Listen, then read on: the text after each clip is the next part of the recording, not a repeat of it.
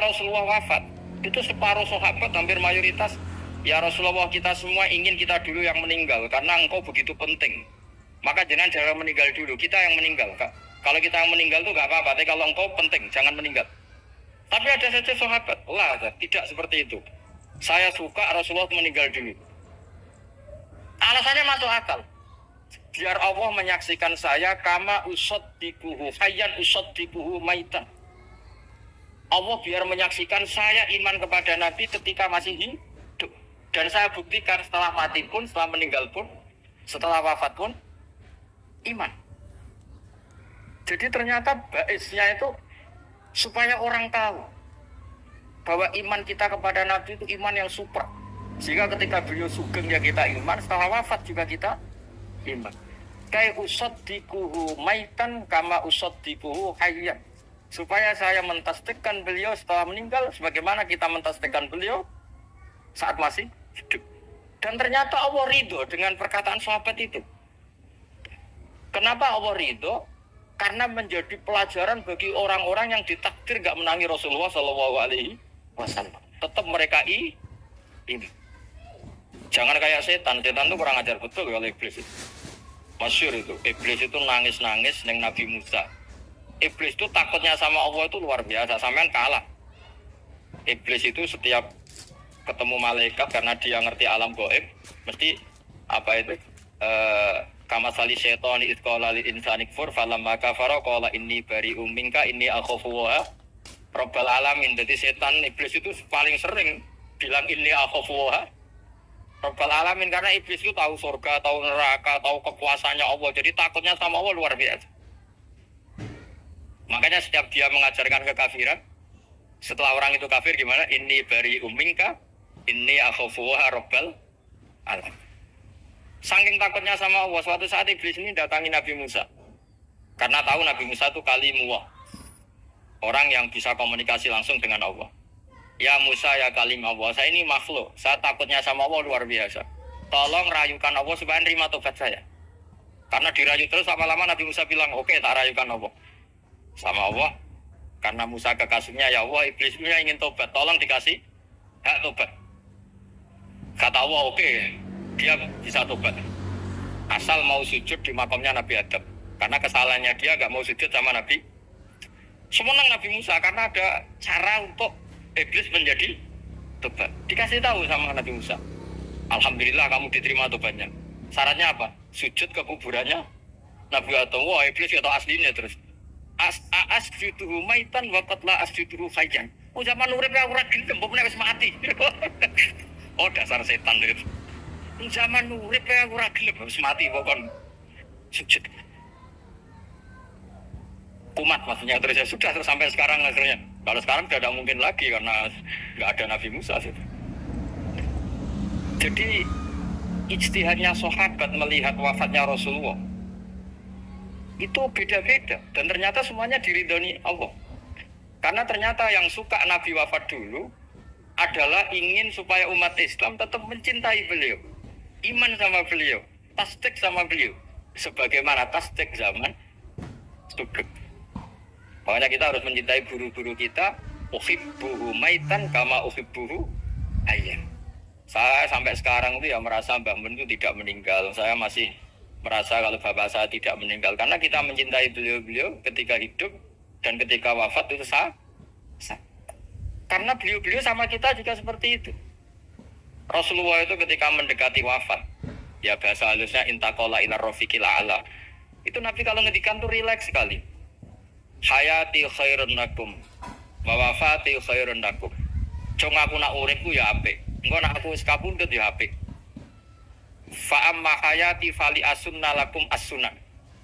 Sebagian riwayat fa innakum tuhadditsuna anni wa uhadditsu ankum. Kalau saya masih hidup, saya bisa mengajarkan kamu sunnah, mengajarkan kamu tradisi-tradisi yang benar.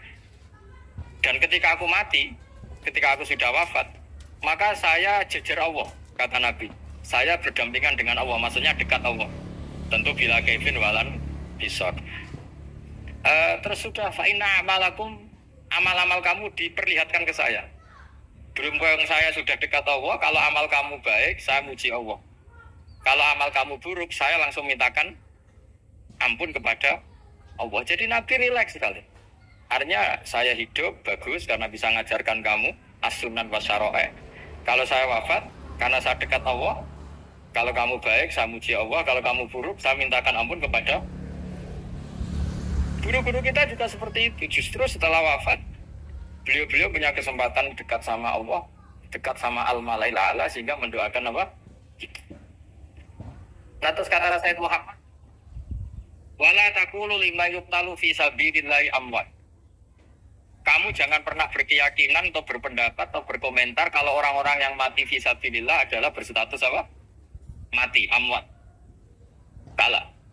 Terus kata Sayyid Muhammad, hadza li amati syuhada. Ketentuan ini bagi umumnya syuhada. Artinya gini, umumnya syuhada saja tidak berstatus amwat.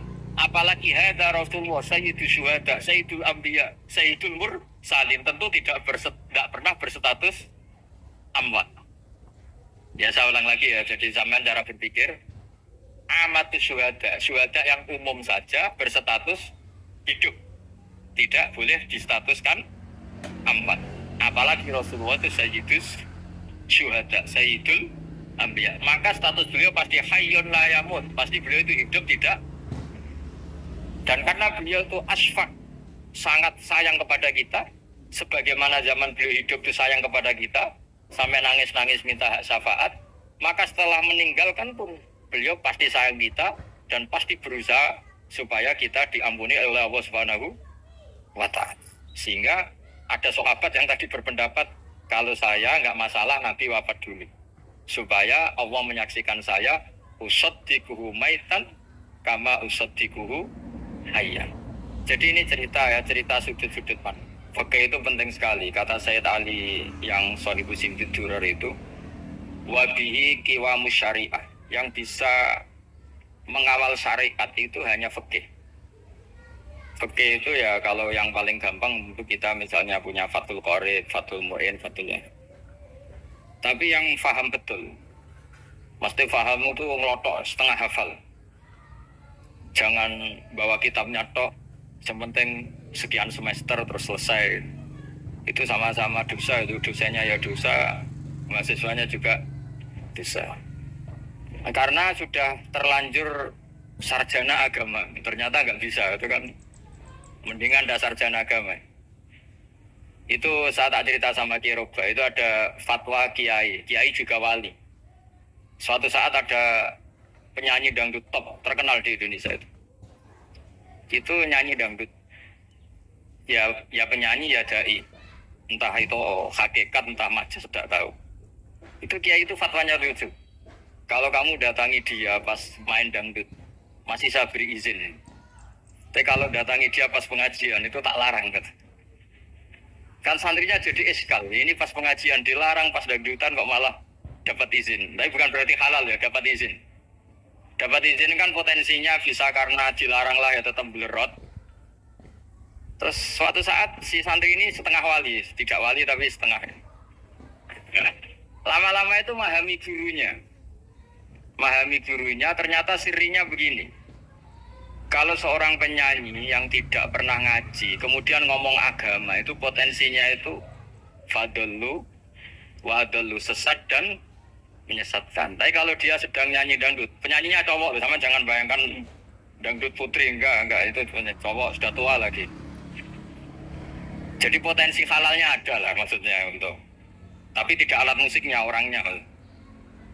Tapi kalau dia nyanyi, itu paling dosanya hanya nyanyi.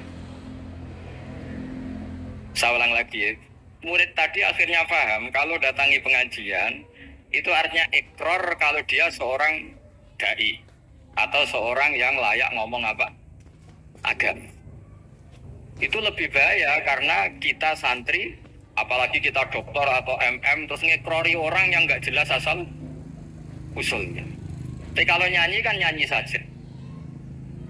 Sehingga itu menjadi fikih. Bahaya terbesar dalam fikih adalah apa? Mengkaji fikih tidak dari ahlinya. Ya seorang lagi ya, mengkaji fikih tidak dari apa? Ahli. Nah kenapa demikian? Begini, saya beri contoh. ilmu fikih itu tentu pertama dari Rasulullah SAW. Kemudian bersanad sampai kita atau kita sampai Rasulullah. Itu ngalami sekian ijtihad yang tidak mudah. Saya beri sekian contoh. Dulu Imam Syafi'i itu sukanya sama guru yang miskin, ya karena rata-rata santri juga miskin. Jadi mesti ngidolakan guru yang miskin, karena sesama miskinnya harus berkoalisi. Tapi akhirnya gurunya Imam Syafi'i itu miskin sekali. Namanya Muslim bin Khalid Az-Zanji itu miskin, Sufyan As-Sauri miskin, Sufyan bin Uyainah miskin. Setelah ngaji di Medina itu Imam Malik itu kaya. Pas itu Imam Malik sudah kaya. Setiap ketemu Imam Syafi'i dikasih uang. Sampai ketika Imam Malik itu bilang, kamu sudah alim, ilmu saya sudah habis, kamu ngaji sama yang lain. Sama siapa? Kata Imam Malik, orang yang sealim saya sudah meninggal, namanya Abu Hanifah. Tapi dia punya murid, namanya Muhammad bin Hasan Asy-Syaibani, kamu ke sana. Terus Imam Malik datang ke Baqi. Dulu Baqi itu pasar rental, ya Grab lah kira-kira sekarang. Untuk mengumumkan, siapa kafilah yang mau ke Irak? Kita ya Imam Malik, dibayari sama Imam Malik. Ini ya antar ke Irak, ke Muhammad bin Hasan Asy-Syaibani. Imam Malik mulai ngeper. Guru saya yang miskin tidak pernah nyangoni, guru-guru saya yang kaya sering nyangoni. Mulai memasalahkan kiai miskin gitu, kira-kira seperti itu mulai masalah. Setelah datang ke Irak di Muhammad bin Hasan Asy-Syaibani itu si Muhammad bin Hasan Asy-Syaibani itu kalau ngitung uang itu di meja tamu. Jadi punya emas lantaan, punya uang. Kira-kira kalau Indonesia punya rupiah, punya dolar, dihitung itu di ruang tamu. Kata Imam Syafi'i, saya dengan Imam Malik saja nggak serk, ini lebih kedonyan lagi kiai. Ngitung uang itu di ruang tamu. Terus akhirnya si Muhammad bin Hasan Asy-Syaibani ini ahlul usul, dia pakar usul. Kamu heran sama saya? Iya, kiai kok kedonyan. Dia ngomong gitu. Tapi kata Muhammad bin Hasan Asy-Syaibani, kalau kiai tidak boleh kaya, dipakai wong fasik. Dan gue demenan, gue mabuk. Oh jangan, nanti dipakai maksiat. Penjenengan mawon kersane digetoat. Berarti kiai oleh sugih. Pun angsal-angsal. Semenjak itu jadi satu fikih bagi Imam Syafi'i. Ternyata kalau mengharamkan kiai sugih, berarti membolehkan yang fasik sugih. Kalau yang fasik sugih bisa dipakai i'ana alal maksiat. Semenjak itu mindset pikiran Imam Syafi'i rubah. Saking rubahnya sampai beliau berpendapat orang bisa beli Alphard, kok beli carry itu haram. Bisa jadi bupati kayak Pak Roba, jadi RT haram. Pokoknya gitu. Bisa keren kayak Gus Pak, kok jadi orang pendengar haram. Pokoknya haram terus. Karena dalil beliau al-Islam ya'lu wala yula'aleh. Coba sampean ridho, misalnya jadi orang Gresik dipimpin orang yang nggak sholat, ridho ndak? Ndak. Atau sholat tapi nggak bisa ngaji, ridho ndak? Ketika yang bisa ngaji berpotensi jadi buka, terus keterusan. Karena Imam Syafi'i keterusan, ya umatnya keterusan. Akhirnya orang-orang Syafi'i itu politikus rata-rata. Makanya sama jangan kaget sama Baruba. Kakak saya wakil bupati deh. Putranya Mbah Mun ada yang wakil apa? Gubernur. Dulu Gus Wahid yang menteri agama. Itu asal usul dari perubahan fikih, mindset, cara berpikir Imam Syafi'i. Jadi dulu itu fikih ditemukan itu jelimet, ada perdebatan. Itu tidak hanya pada level ulama, pada level Nabi pun ada perdebatan. Jadi jangan kira Nabi itu tidak debat, ya debat. Nabi itu asal seangkatan itu mesti debat, termasuk debat dengan malaikat. Jadi kalau perlu ya debat sama apa? Karena malaikat itu kan lugu itu gak iso mikir. Karena kalau malaikat iso mikir bisa jadi rektor. Nanti kasihan Pak Salam ini. Malaikat gak boleh jadi rektor. Malaikat Israel itu gak tahu etika. Jadi beliau ketika mau mencabut nyawanya Ibrahim datang, ya Ibrahim saya ini disuruh nyabut nyawa kamu. Kata Ibrahim, wah kamu itu pasti salah. Kamu tahu saya siapa? Saya ini Khalilur Rahman, kekasih Allah. Masa kekasih membunuh yang dikasih? Ini nggak benar, logika itu nggak benar. Pasti kamu salah. Karena Israel itu tidak bisa debat. Ketika ditanya, hal ra'aita khalilan yumitu khalilah, masa kekasih membunuh yang dikasih? Saya ini Khalilur Rahman. Masa Allah mencintai saya kemudian membunuh saya, itu logika agak bener. Tidak keliru, kamu itu keliru. Israel akhirnya terbang lagi. Ya Allah, katanya logika saya ini salah. Karena masa kekasih membunuh yang dikasih.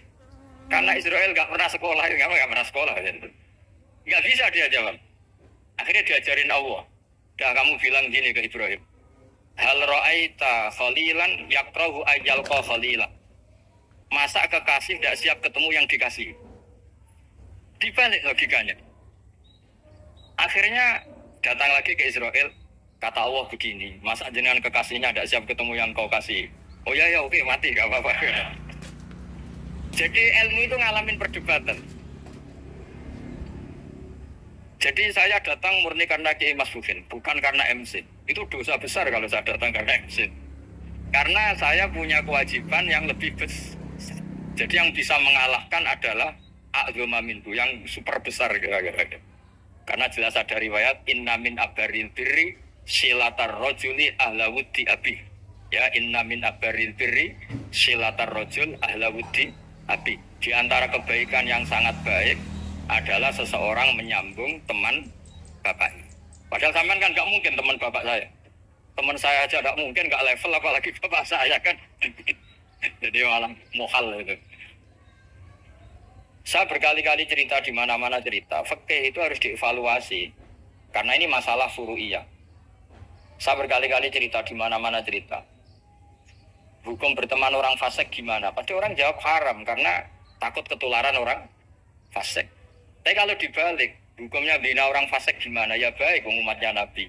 Bisa bina kalau berteman. Kamu bisa bina orang fasik tanpa berteman? Gak bisa. Jadi kalau dibalik, hukum berteman orang fasik gimana? Haram. Hukumnya bina orang fasik?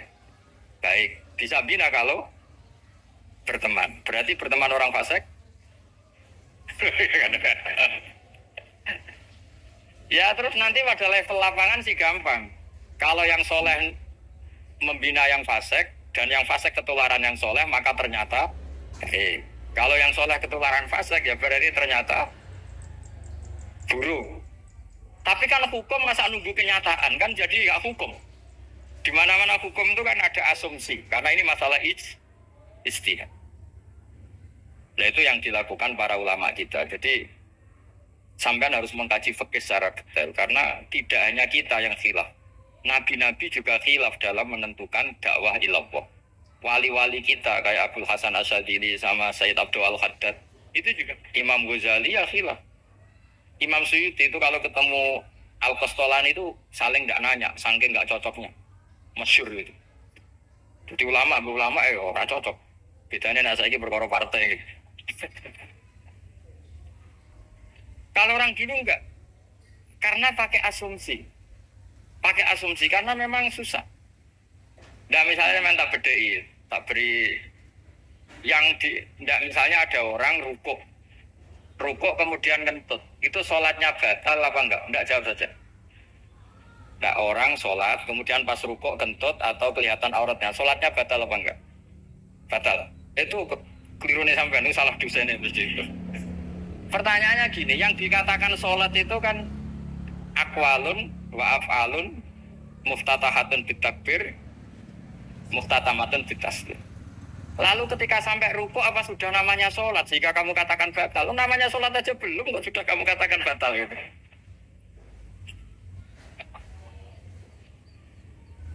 Iya kan? Jadi kalau aku mau sholat pas rukuk ngetut batal atau ora? Mestinya jawaban yang benar, ya ora sholat jadinya gitu. Karena kalau dikatakan sholat, definisinya harus sampai salah. Tapi kan kita nggak mungkin ngomong seperti itu kan, dianggap majnun. Padahal itu yang benar, yang punya kecerdasan. Nah makanya pertanyaannya, fikih itu ngikuti bahasa awam apa bahasa istilah? Kalau ngikuti bahasa awam ya kayak tadi, sholat kok pas rukuk kentut maka batal. Sebenarnya yang batal itu sholatnya apa rukuknya? Nah makanya terjadi perdebatan. Kalau yang pakar-pakar usuli itu salah istilah itu nggak mau. Saya ulang lagi, kalau pakar-pakar usuli itu salah istilah itu nggak mau. Terus misalnya tak beri contoh lagi. Kalau imam itu sudah salam pertama, Salam pertama itu yang rukun kan salam pertama. Berarti setelah salam pertama imam sudah keluar dari sholat apa belum? Yakin? Ya sudah. Sekarang sama tak beda. Lalu makmum itu kesunatan langsung berdiri apa nunggu imam salam kedua? Enggak, jawab saja. Nunggu salam kedua kan? Itu kriminalnya sampai Anda harap suki itu. Kriminalnya begini. Berarti Anda bergantung sama orang yang sudah ada sholat. Kata kamu setelah salam pertama dia sudah ada sholat. Berarti kamu menginstruksikan makmum berhubungan dengan orang yang sudah tidak sholat. Karena sudah keluar dari sholat ketika salam pertama. Kalau kamu di debat gitu gimana jamu? Pusing kan? Berarti robtul makmum bisolatiman sing wis laisa fi sholatin. Berarti menggantungkan sholat sama orang yang sebetulnya sudah tidak sholat. Ada yang jawab, sebagian ulama fikih tetap disunatkan menunggu salam kedua. Karena salam kedua itu masih paket meskipun tidak rukun. Juga paketnya selesai. Tapi selalu pertanyaannya gini, lalu setelah salam pertama itu imam masih sholat gak? Sabar, pernah dijawab tuh. Nah, ini pentingnya bodoh, gak mikir sebenarnya. Jadi makanya bodoh itu barokah karena gak mikir. Jadi soalnya Rabbana ma khalaqta hadza apa? Batila. Sing bodoh ya barokah, sing pinter ya barokah. Sing barokah maksiat. Ora ono barokah blas. Jadi ilmu itu harus mengalami satu gesekan karena logika itu bisa dibalik. Nah karena ilmu itu mengalami satu gesekan, satu logika yang bisa kayak iya kayak enggak. Sehingga jargon di dunia ijtihad itu begini. Ra'yuna shawabun yahtamilul khata' wa ra'yuka khata'un yahtamilus shawab. Pendapat saya benar tapi mungkin salah. Tapi pendapat kamu taruhannya salah dulu tapi ya mungkin benar. Jadi mustahid kalau ketemu mustahid itu lucu. Ngomongnya itu ra'yuna shawabun yahtamilul khata'. Pendapat saya tarifnya benar dulu tapi ya mungkin salah. Kalau pendapat kamu salah tapi ya mungkin benar atau mungkin bisa salah, ya tidak tahu, pokoknya mungkin benar. Nah kenapa demikian? Begini, di luar masalah tauhid, saya ulang lagi, di luar masalah tauhid itu tentu ada masalah-masalah yang sifatnya ijtihadiyah. Ya saya ulang lagi, yang sifatnya apa? Ijtihadiyah. Dan ijtihadiyah ini nggak pernah selesai karena muqtadul hal, konteks kesejarahan maupun konteks kesempatan itu tidak sama. Dulu kiai-kiai itu ngaramkan dasi, ngaramkan celana karena yang celananan yang dasinan itu penjajah. Jika mantas sabab bikomin bahwa min. Tapi lama-lama kiai-kiai itu ya pakai dasi, pakai celana. Ya karena dianggap sudah tidak mantas sabab bikomin bahwa min. Ini ngalami pergeseran. Semua ijtihad itu ngalami pergeseran. Lalu pertanyaannya begini, lalu ijtihad apa Gus yang permanen? Yang permanen ya ijtihad dengan alat apa? Ijtihad. Saya beri contoh misalnya begini. Nabi Musa itu yang ngalami ijtihad. Kata beliau karena kangen Allah, itu ingin melihat Allah karena kangen. Rabbi arini anzur ilai. Qala lan tarani walakin anzur ilal jabal. Ya sudah, namanya orang kangen ya ingin melihat. Ya sudah gitu aja. Sehingga ahli ilmu kalam itu berdebat. Kalau kata ahli sunnah, karena Nabi Musa minta ingin melihat Allah, berarti melihat Allah itu jaiz, mungkin. Karena Nabi gak boleh bodoh meminta sesuatu yang mau hal. Maka antipatinya ahli sunnah terhadap pendapat Mu'tazilah itu antipati. Karena menurut pendapat Mu'tazilah, Allah itu qadim. Allah itu laisa kamislihi syai'un, sehingga gak bisa dilihat. Pertanyaannya adalah berarti Nabi Musa meminta sesuatu yang mau hal. Itu bodoh sekali sampai nggak tahu mana mau hal, mana apa jaiz. Makanya kata Imam Ghazali, masa Nabi Musa yang Nabi nggak tahu kalau melihat Allah itu mau hal. Sampai minta berarti nganggap itu jaiz atau boleh. Itu cara pandang orang-orang ahli sunnah apa? Wajah. Tapi tetap saja sebagian ulama itu ya balelo. Yang kayak Mu'tazilah itu ya balik loh, cara berpikir pokoknya itu karena kangen, bukan karena mungkin atau tidak mungkin. Jadi nggak mungkinnya tetap tidak mungkin. Terus mereka dalil la tudrikul absar wa huwa yudrikul absar. Nah, sudut pandang ini akan terus. Ada seorang wali ditanya, kalau kamu di surga ingin melihat Allah apa enggak? Jawabnya enggak. Kenapa ya?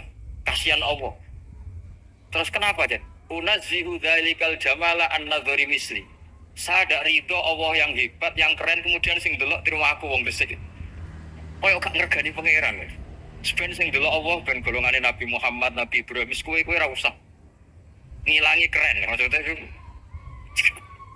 Jadi ada ulama itu jadi wali kalau sholat itu karena di soft belakang. Tapi jangan ditiru.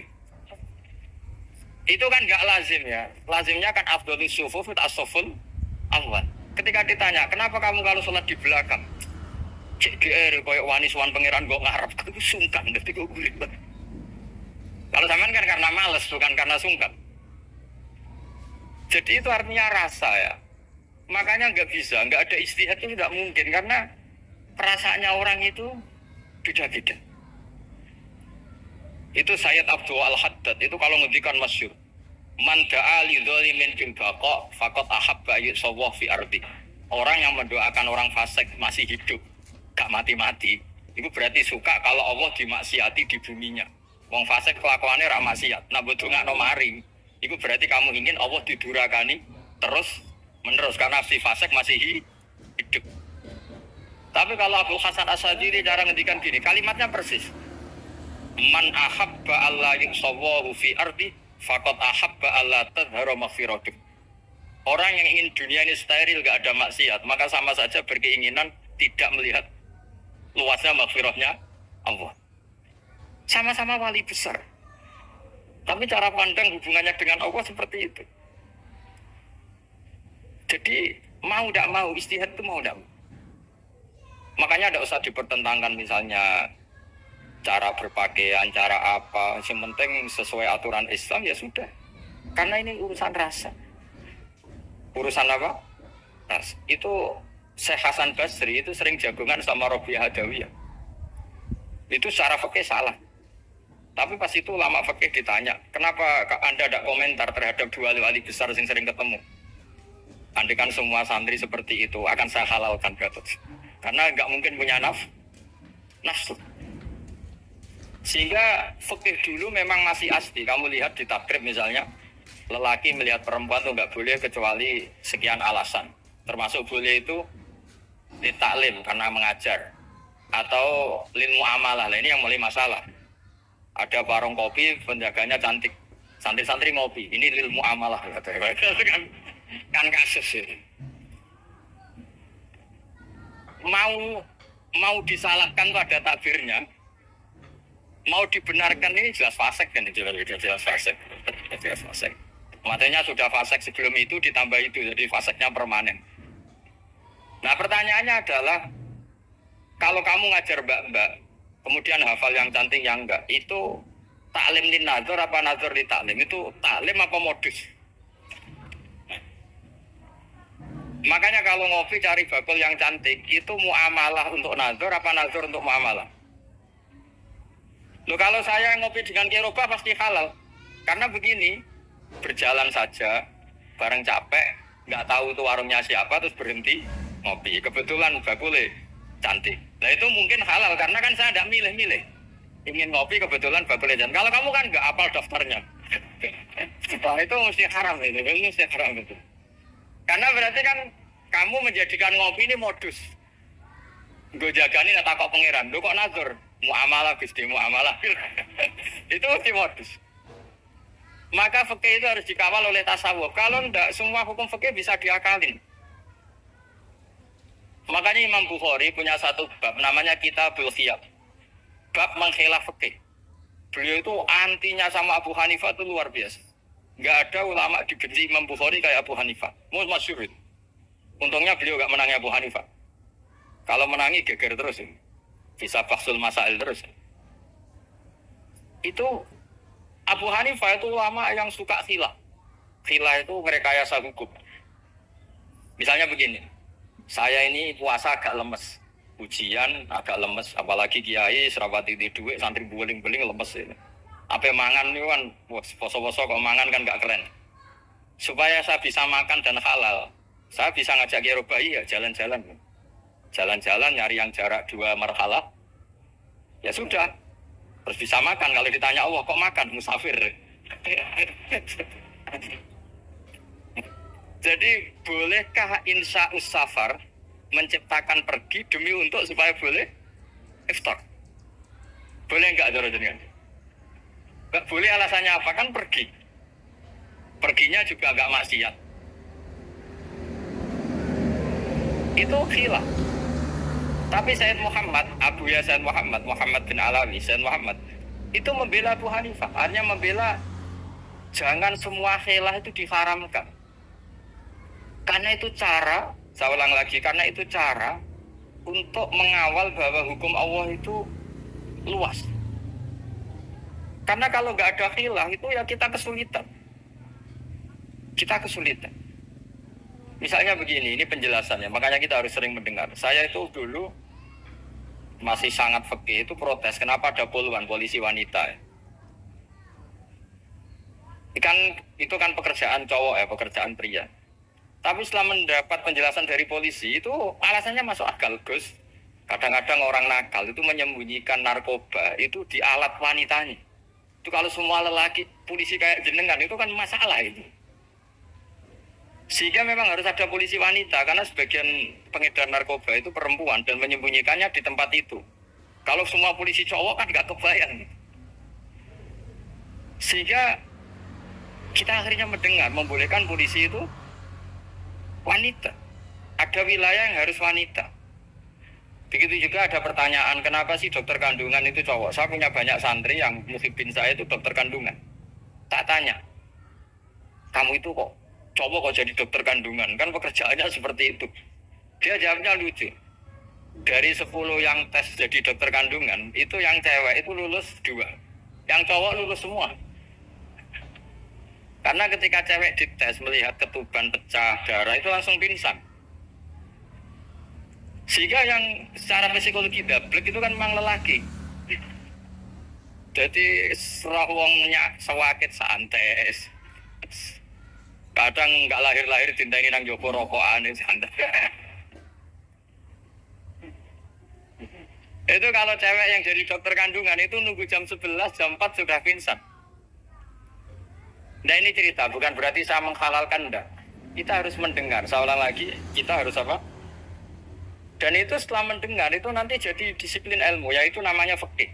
Karena ilmu fikih itu sebetulnya gampang. Sampai kalau ngaji anak, itu kelihatan fikih itu gampang, karena ada logika yang terbangun. Misalnya begini, orang kalau tawaf itu disuruh agak jauh dari Ka'bah. Jangan sampai nginjak sadarwan. Karena sadarwan itu, pondasi itu ikut Ka'bah. Kenapa begitu? Ya jenenge ra muteri Ka'bah, itu Ka'bah. Jadi sebenarnya sederhana logikanya. Sing jenenge muter itu di luar itu kita muter. Nah kalau nginjak pondasinya namanya gak muteri Ka'bah tapi idak Ka'bah. Ya jadi sederhana sebetulnya ya masuk akal. Jadi fikih itu nggak ada yang iskal, sebetulnya masuk akal. Tapi karena kita nekuni itu tidak serius, maka terus jadi paradok. Saya beri contoh lagi, ini sebagai penghormatan saya sama Kiai Mas Bukin, karena ini sudah namanya fakih. Kalau ada ayam jago ditabrak truk, terus kejet-kejet, adekan dibiarkan pun mesti mati. Karena gerakannya sudah harokatul masbuh. Terus kamu sembelih, itu halal apa enggak? Enggak jawab, ayam jago loh. Kalau kamu katakan halal, dia sudah tidak punya hayatun mustaqirah, kehidupan yang permanen. Andai kan kamu biarkan pun 1 menit lagi meninggal. Kejet-kejet kan mau prosedur saja. Maksudnya pantasnya mati ya kejet-kejet sih, tapi sebetulnya sudah pasti mati. Maka ini ada 2 ulama. Kalau kata Imam Malik tetap namanya halal. Karena ruhnya masih di situ, sehingga ketika kita nyembelih, ya nyembelih hewan yang hidup. Yang namanya nyembelih itu pokoknya mematikan yang punya roh. Sementara saat itu rohnya masih di situ. Meskipun 1 menit lagi pasti. Tapi kalau mazhab Syafi'i enggak, ini sudah harokatul masbuh. tidak punya hayatun mustaqir. Sehingga dalam perdebatan ulama fikih itu lucu, kadang ya gampang mangkel non. Misalnya begini, kalau ada anak lahir tidak ada amaratul hayat, nggak nangis, nggak bernafas, sunat disolati apa enggak? Siktun sing layas tahindu walayas, langsung lahir langsung mati, nggak ada amaratul hayat. Ora tahu mikir tuh. Itu tidak wajib disolati. Alasannya, ya kan memang sholat alal mayit kan tidak pernah hidup. Di mana-mana mayit itu setelah hidup mati. Ini kan tidak pernah hidup. Namanya ya qit'atul lahmin, ya potongan daging itu aja enggak. Jadi kadang fikih diwaca tenan jebule mangkel kok. Terus ketika di kitab Minhajul Thalibin itu, kalau kamu keluar mani itu wajib mandi enggak? Wajib kan? Kalau keluar mani inzal itu kan wajib mandi.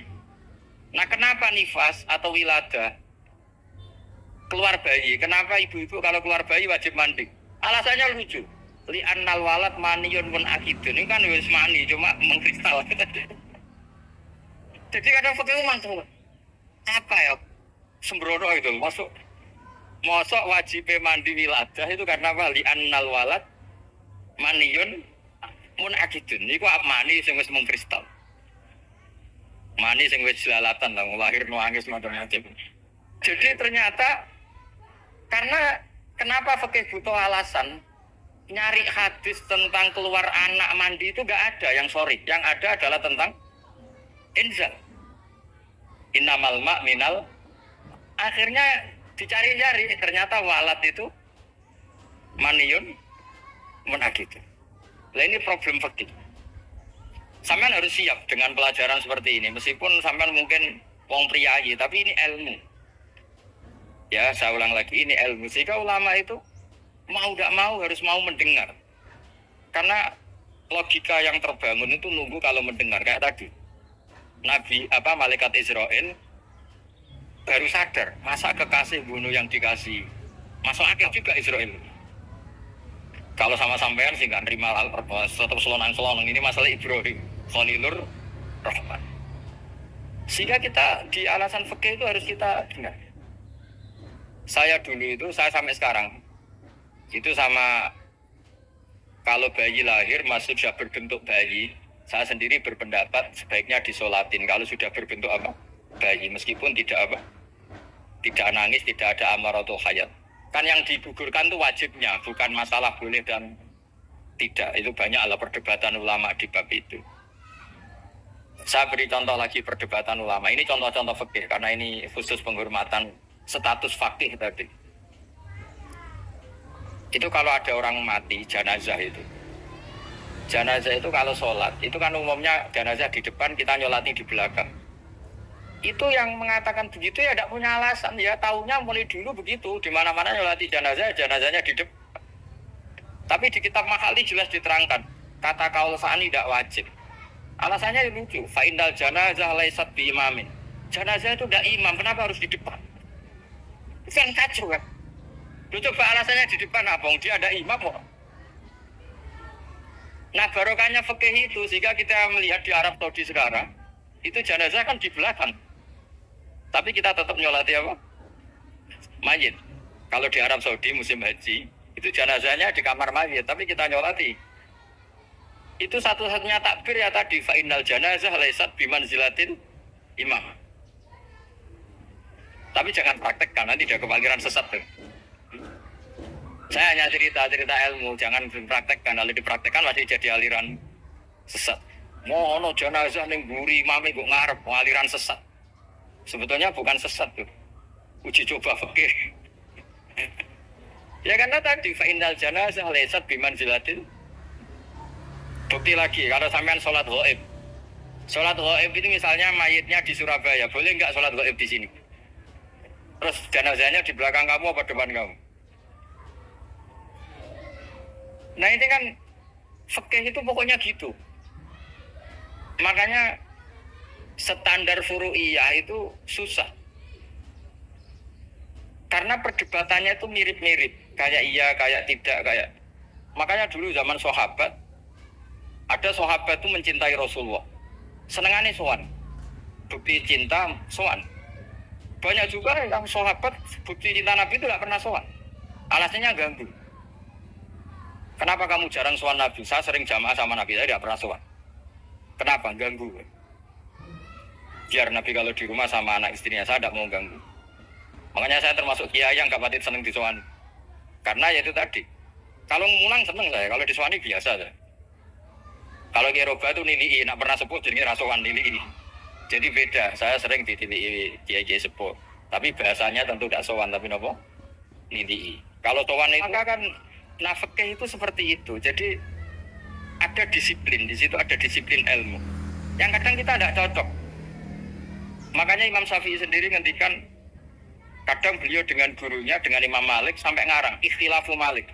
Beliau punya data yang beliau itu sedang nggak sama dengan gurunya, yaitu Imam siapa? Malik. Karena mindsetnya itu beda. Tidak sampai misalnya saya tanya, sholat itu harus menghadap kemana? Tidak, jawab saja. Kiblat kan? Ukurannya apa coba? Namanya madhep. Wajah apa dada? Imam Syafi'i milihnya dada. Sekarang praktekkan dalam dialog keseharian. Saya jagungan sama Kiai Roba seperti ini, terus wajah saya begini, madhep enggak? Itu masalah.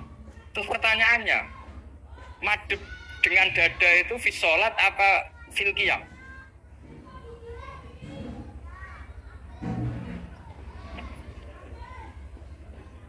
Belum, enggak. Kalau fi sholat pas sujud, dada kamu madhep mana coba?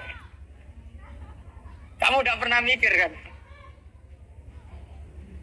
Ya madhep pakai dada itu kan kalau berdiri, kalau rukuk sama sujud.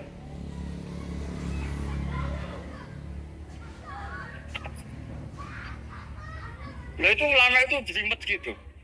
Makanya jarang yang menekuni profesi ulama itu. Karena menekuni proposal banyak, karena memang susah. Jadi ulama itu orang yang cara berpikir sudah aneh. Sehingga mereka detail. Maksudnya menghadap itu apa?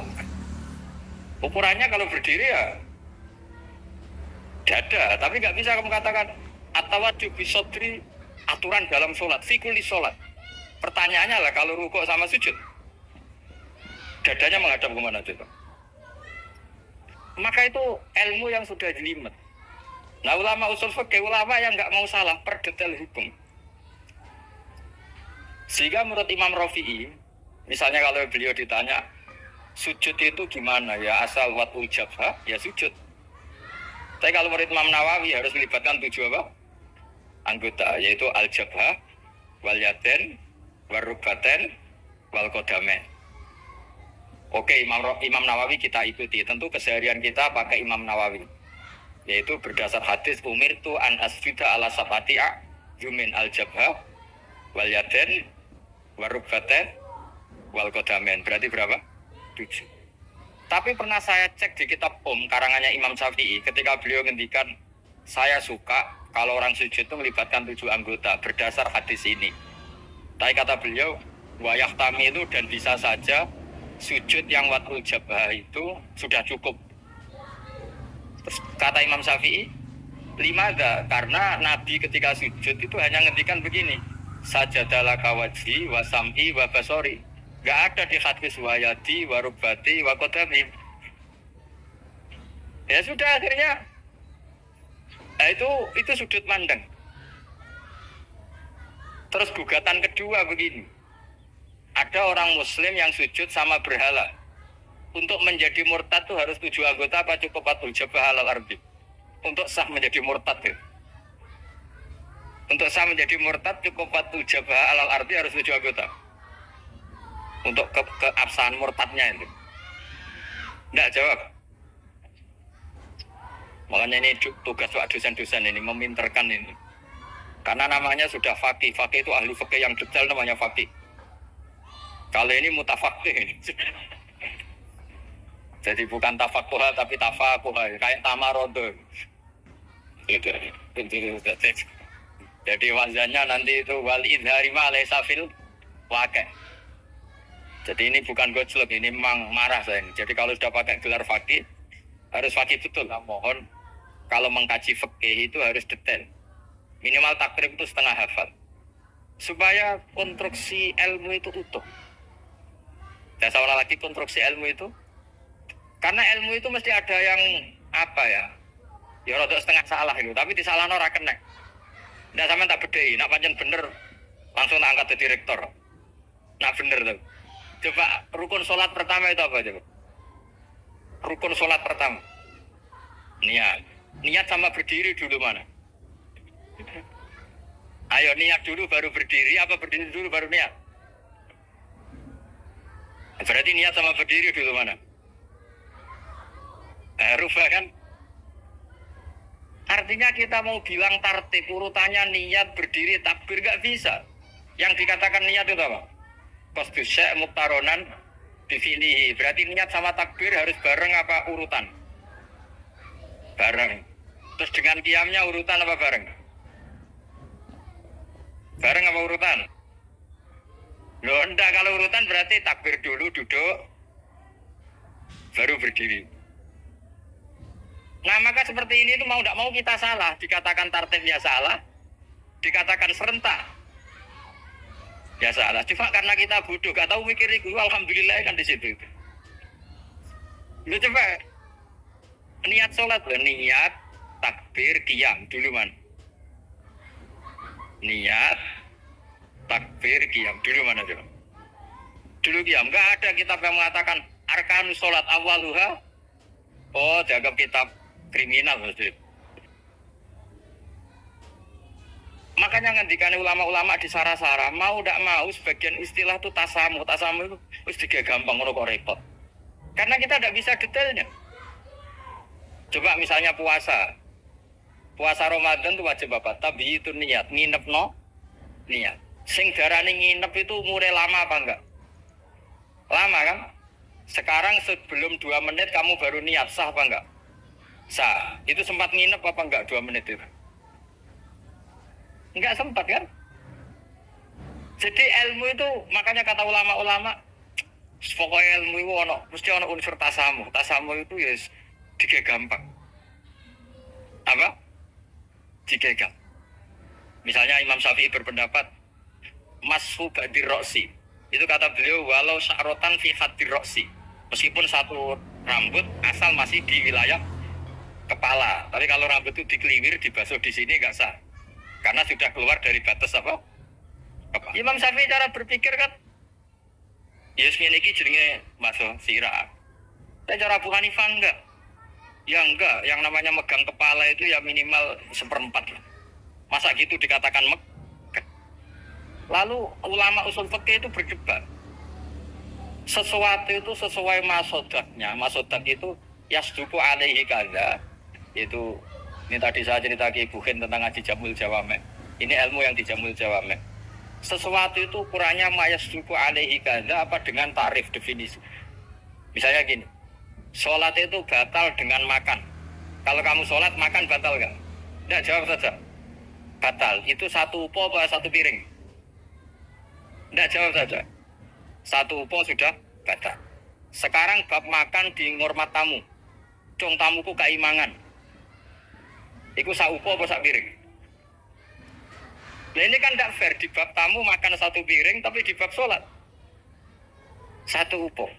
Maka pertanyaannya, lalu penamaan sesuatu itu berdasar masodak, mayasduku alaihi ismu kaza, atau berdasar huruf?